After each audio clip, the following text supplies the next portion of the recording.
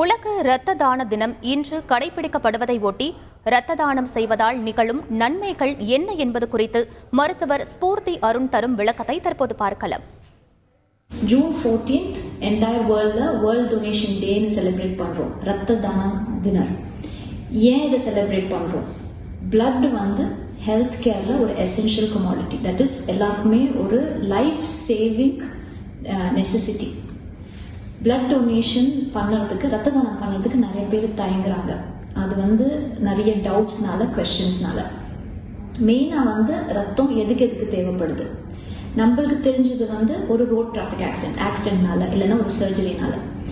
இது மட்டும் இல்லை, நிறைய டைம்ஸ் ஹீமோகுளோபின் கம்மி ஆச்சுன்னா அது ஒரு பர்சனோட மெடிக்கல் ப்ராப்ளம்ஸ், அவங்களோட சிம்டம்ஸ் அதை வச்சு அதை பேஸ் பண்ணி நாங்கள் ரத்தம் கேட்போம்.